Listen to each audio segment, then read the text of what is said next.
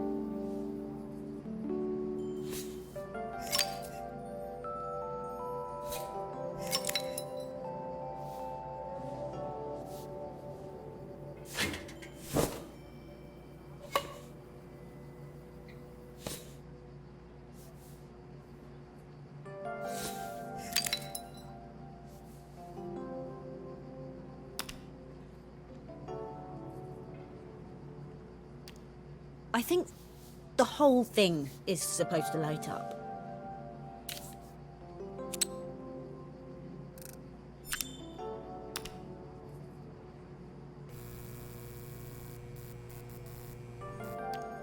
I don't know, it's a bit, flat. Maybe if it flashes, it'll really catch people's eye.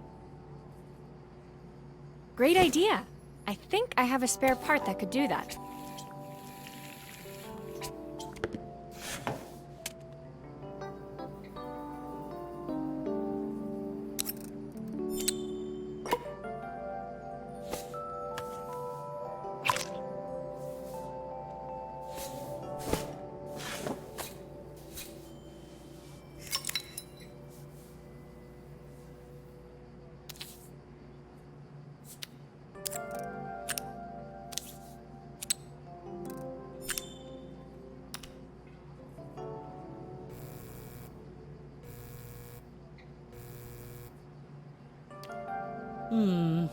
It still needs something else.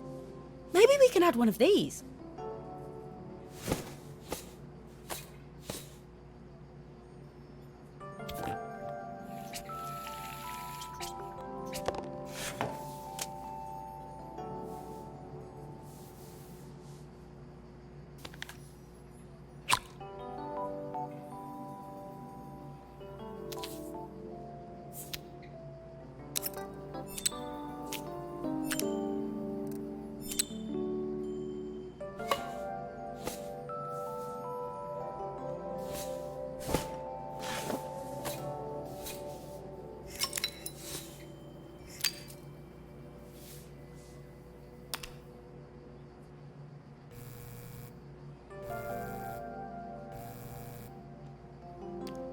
It works! I'll screw everything together again and you'll be set.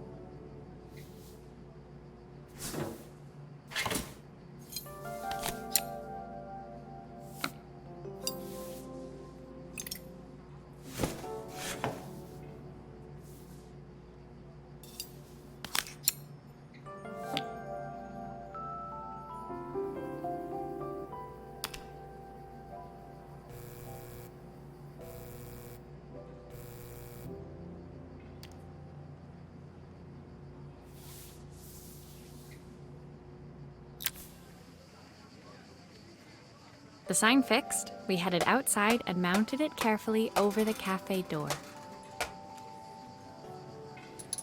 Oh, that's perfect, Maria. It looks just how I imagined it. When I had this sign made, it all seemed so simple. Oh, I can't believe I might have to give it all up. I hope I've done enough. The smile froze on her face as she spotted something over my shoulder. I turned to see. Of course, my sister owns the only cafe in this entire town that isn't actually open. For better or worse, Helena had arrived. Carmen opened her mouth to explain, but Helena swept indifferently past her. Finally pausing in the doorway, she turned back towards Carmen. The first thing we're doing is getting rid of that hideous sign. And with that, she disappeared inside. I hoped Carmen's chances of saving the cafe hadn't disappeared with her.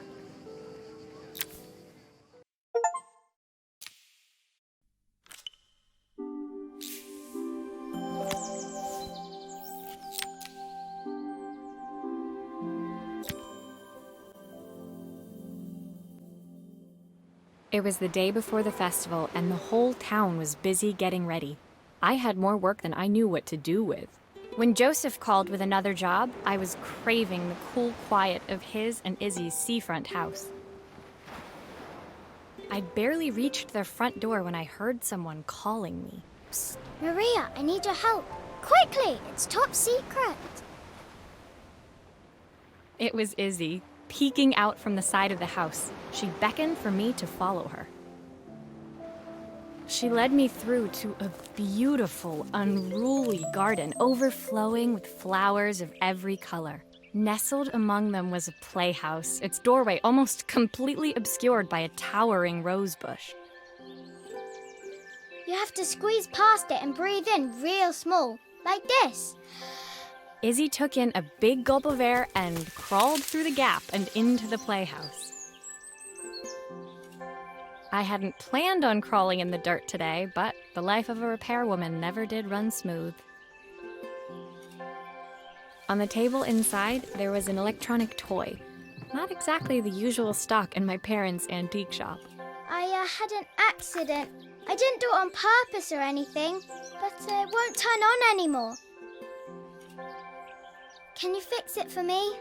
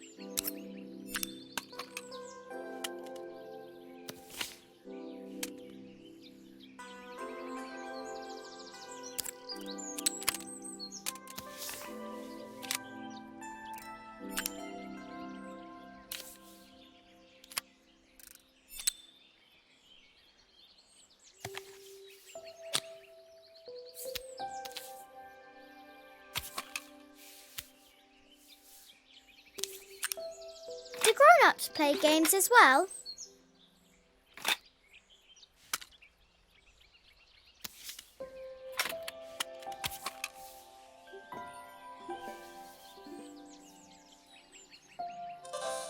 That's not what the game looked like before. Is it broken again?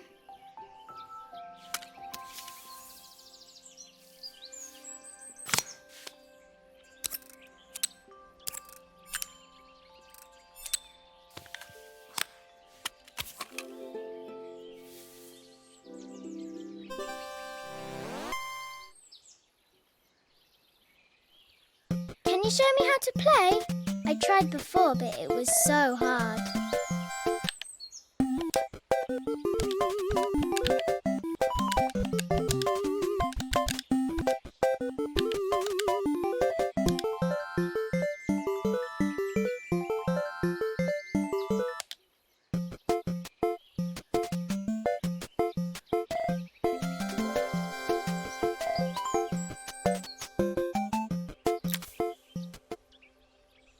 Her toy fixed, I watched Izzy retreat into its screen, taking refuge in a 3-inch world of her own.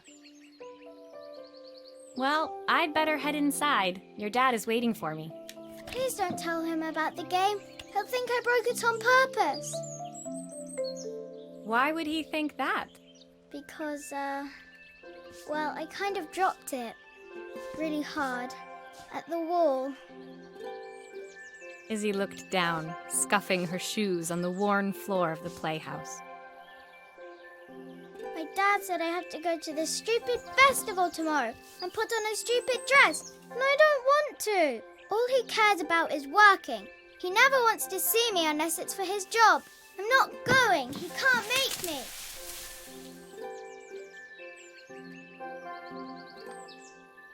With that, Izzy dove back through the rosebush and disappeared into the wilds of the garden. She was so young. She couldn't be expected to see that her dad was struggling too. It made me think, had I really tried hard enough to understand my parents' point of view? I was so focused on the adventures ahead of me, maybe I didn't care enough about leaving them behind.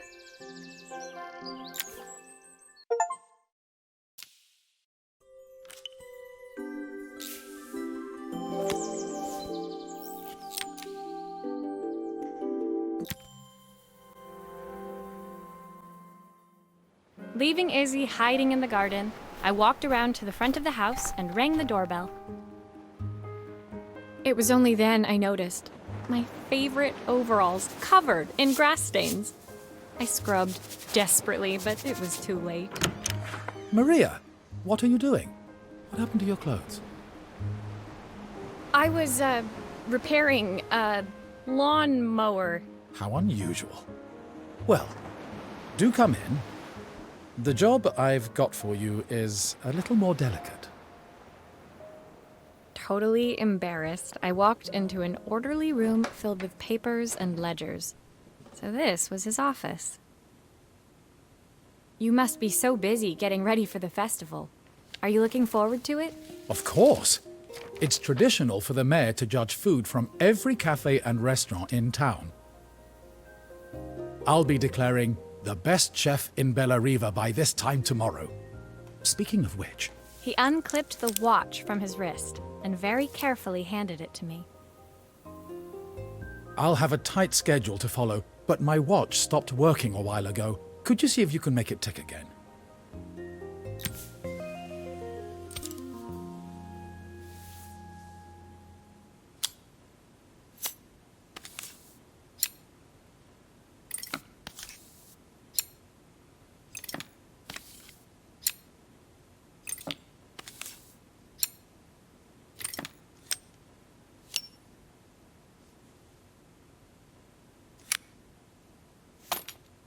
The main plate has completely cracked. I'll need to replace it. The cogs look good, though. If I'm careful, I can reuse those.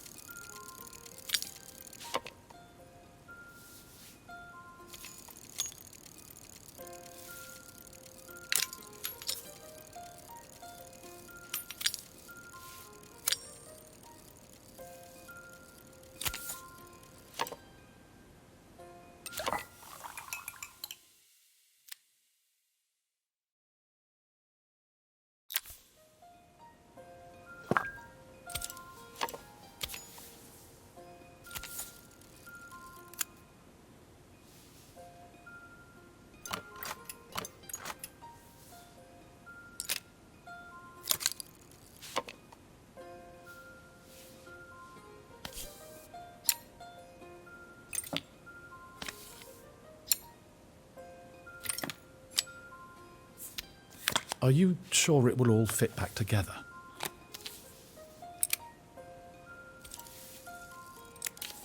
I've not gone a day without this watch since my wife gave it to me.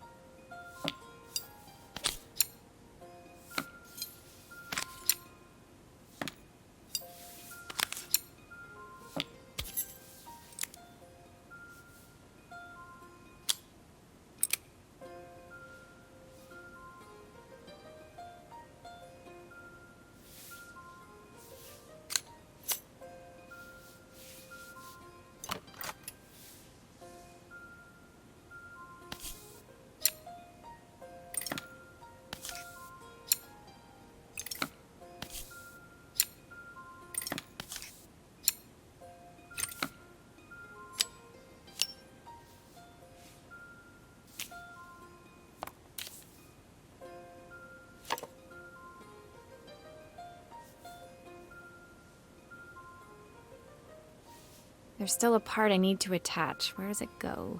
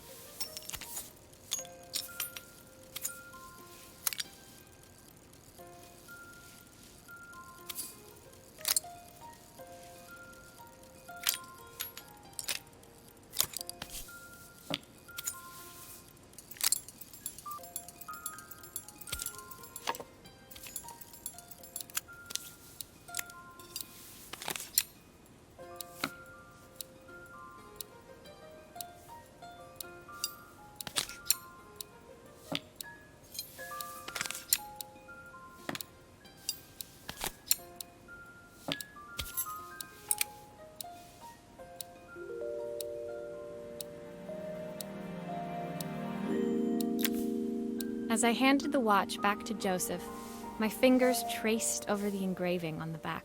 I hoped fixing this was one small way I could help him move forward.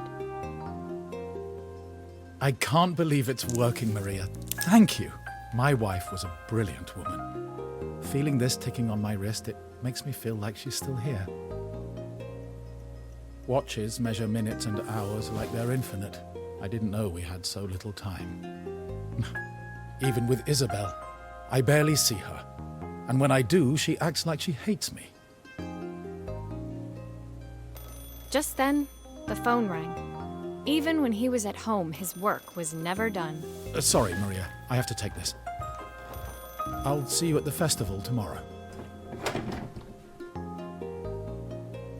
As I left, I turned and saw him pacing the floor of his office, his watch glinting in the afternoon sun. I hoped its quiet ticking would at least bring him some peace during the busy days to come.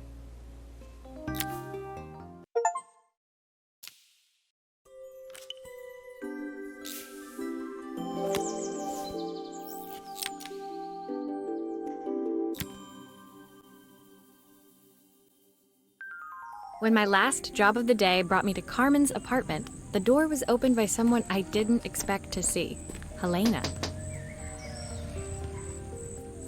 Sorry for inflicting this mess on you. Carmen's never seen a knick-knack she doesn't want to buy, apparently. Carmen's apartment was a little chaotic, but totally charming. It was easy to imagine her living in a place like this. It definitely wasn't Helena's style. She seemed more upmarket than flea market. I wondered why she was even here. We're having a clear out, or at least I am. Carmen's not helping, as usual. There's a market at the festival tomorrow. I'm selling some of these things to make her some money. She says she has nothing when there's all this stuff right under her nose. Helena stepped delicately past the items on the floor and reached down to pick up one from the pile. Look at this slide projector. Our parents treasured it, but Carmen treats it like a piece of junk. Can you take a look?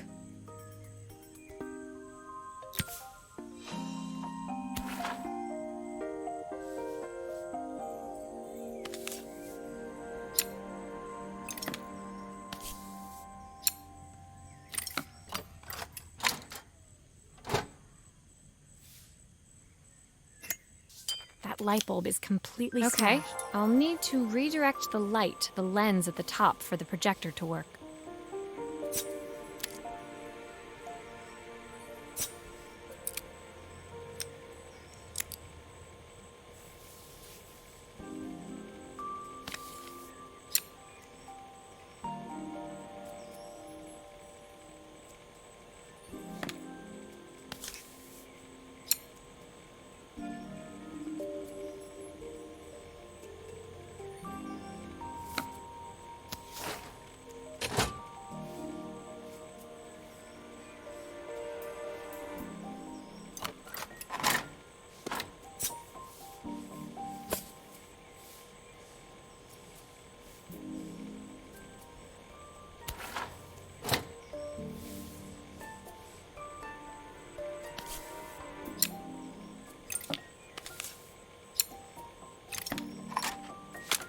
Oh, typical.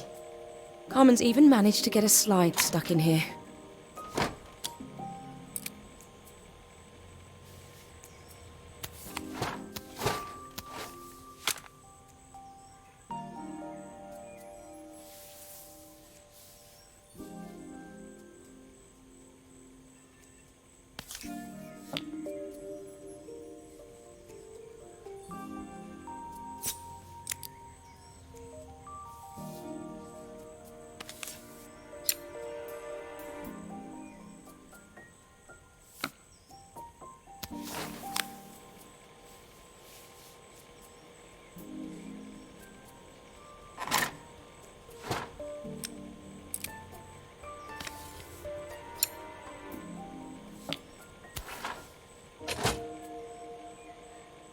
I was so excited when I moved to the city. Carmen, She looks so sad.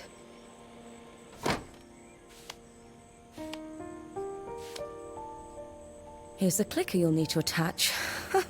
God knows how Carmen broke that as well.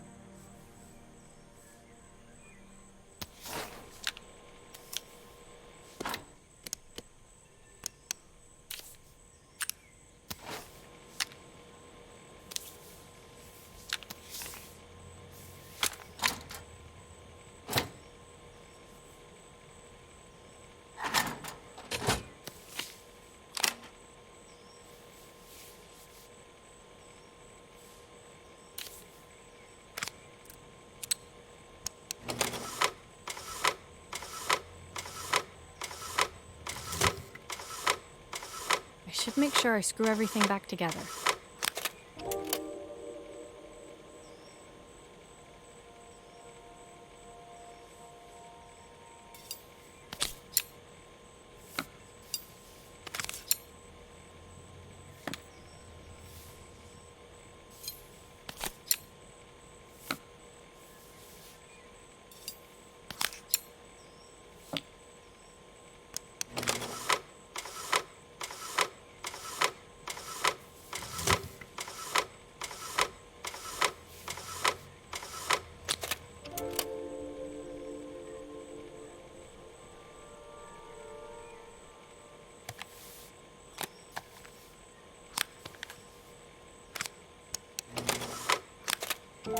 When we were younger, Carmen was always following me around.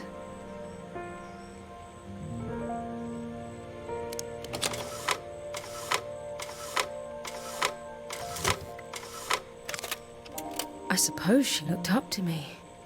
A cool older sister.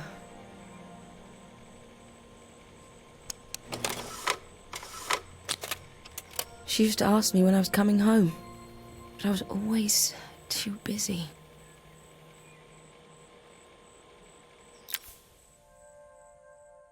Helena was transfixed, staring at the two young sisters the projector had brought glaringly into focus. I never meant to let her down. But you haven't, have you? You came all this way just to help with the cafe, plus the money. That's the problem. There is no money. I lost my job a few months ago. My savings are almost gone. I have nothing. Carmen thinks I'll throw my checkbook at her bad decisions and make them okay. But I can't. Not this time. You know, the funny thing is, I came here wanting to tell her the truth. But she's so infuriating. How can I ask her for help when all she cares about is herself? Helena fell silent, shrinking under the gaze of her younger self, projected onto the wall. We drifted so far apart when I moved away. It felt like the only thing keeping us together was my bank balance. I know I have to tell her the truth. It isn't fair. But I already lost everything else. What if I lose her too?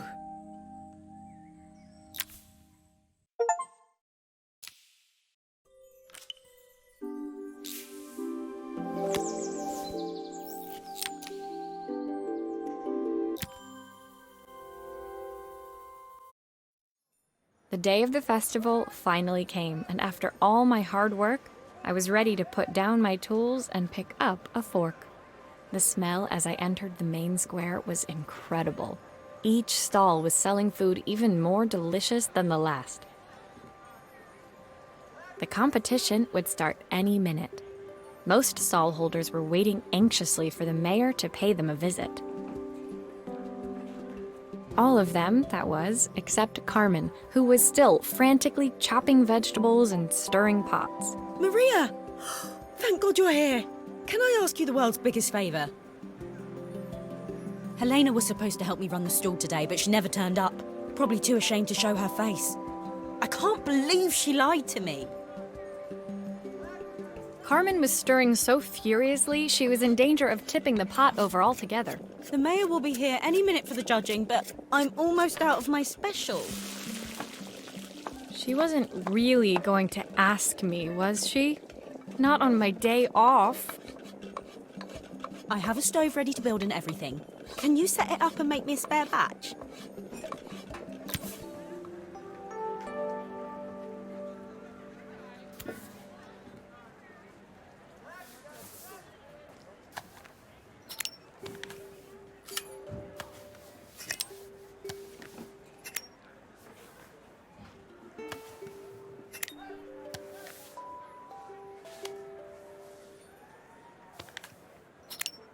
It all fits. Now to light the gas.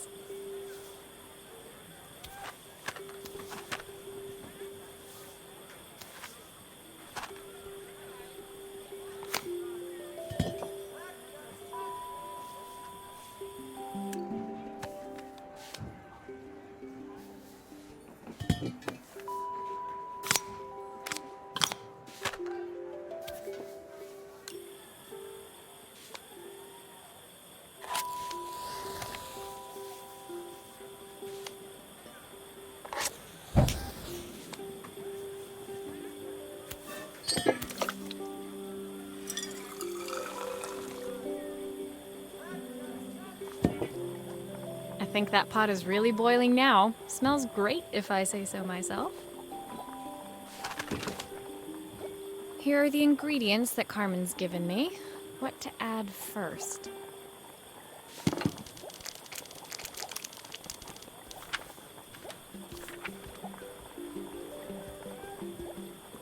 Oh, her recipe is a bit smudged. Never mind, I'm sure whatever I put in will be fine.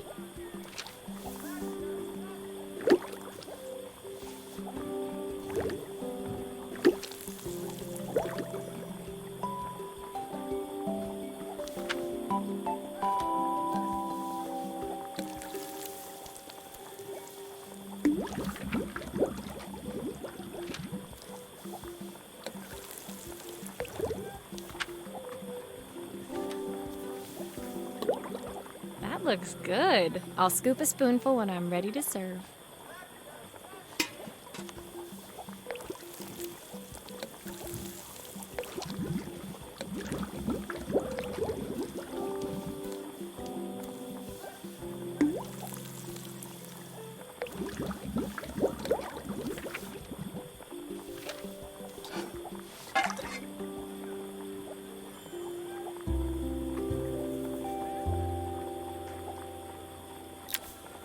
My part done, Carmen took over and added the finishing touches. It was just in time, and a moment later, Joseph arrived with Izzy in tow. Carmen anxiously handed them both a serving. That was so tasty. Can I have some more, please? Well, you've certainly earned yourself a loyal customer in my daughter. We have a few more meals to taste, but so far you are one of the best. Good luck. Joseph and Izzy looked so happy together. Maybe the festival was doing them some good after all. Carmen, on the other hand, seemed annoyed. But why, when it had all gone so well? I wish Helena was here to see this. She's so convinced I'll never succeed at anything. She wants what's best for you. She's just not very tactful about it. Yes, I know. Even when I was a kid, she pushed me when no one else did. I just wish she hadn't lied to me. But then, I've asked so much of her over the years. I never stopped to think how much she actually had to give.